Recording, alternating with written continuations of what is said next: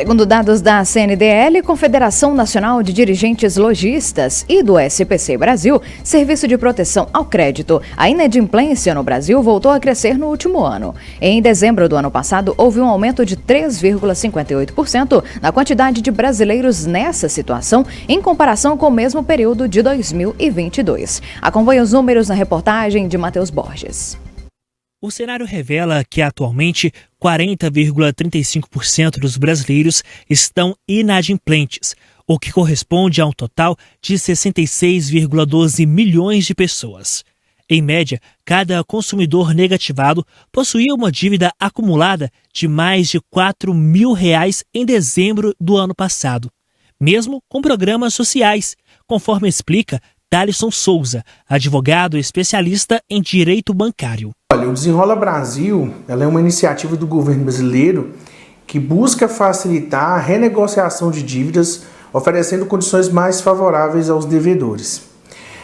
No entanto, mesmo que os programas como esses, a inadimplência ela pode persistir por diversos motivos, e aqui eu vou elencar alguns deles. Primeiro, desigualdade econômica. A desigualdade de renda e oportunidades no Brasil ela pode levar muitas pessoas a enfrentar dificuldade financeira, tendo dificuldade para quitar suas dívidas, mesmo com condições favoráveis de renegociação.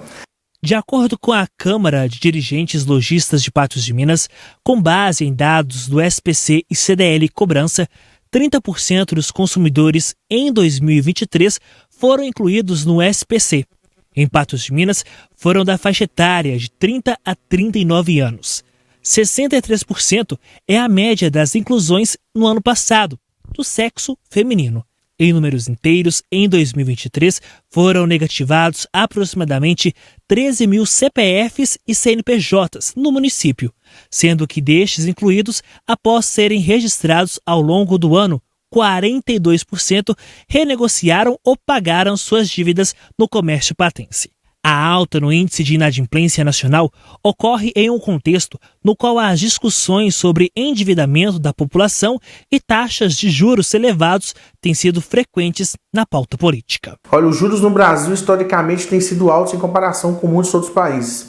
Isso se deve a uma série de fatores, incluindo a política econômica, a inflação, risco de crédito e a estrutura do sistema financeiro. Embora tenham ocorrido algumas reduções na taxa básica de juros, a famosa Selic, nos últimos anos o Banco Central tem implementado medidas para estimular a redução dos juros ao consumidor, ainda assim muitas vezes eles permanecem elevados. Algumas das razões pelas quais os juros continuam altos no Brasil incluem risco de crédito.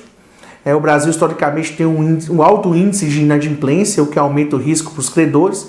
Isso muitas vezes se traduz em juros mais altos para compensar esse risco. O segundo ponto, a inflação.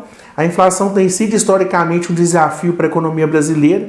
Os altos índices inflacionários podem levar os bancos a aumentar as taxas de juros para proteger o valor real do dinheiro emprestado.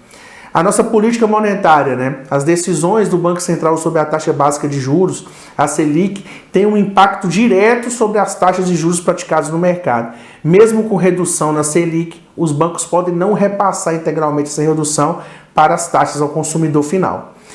A concentração bancária é um grande problema, A concentração bancária no Brasil também pode contribuir para os juros altos, já que poucas instituições dominam o mercado, o que limita a concorrência e pode permitir que elas mantenham margens de lucro mais elevadas.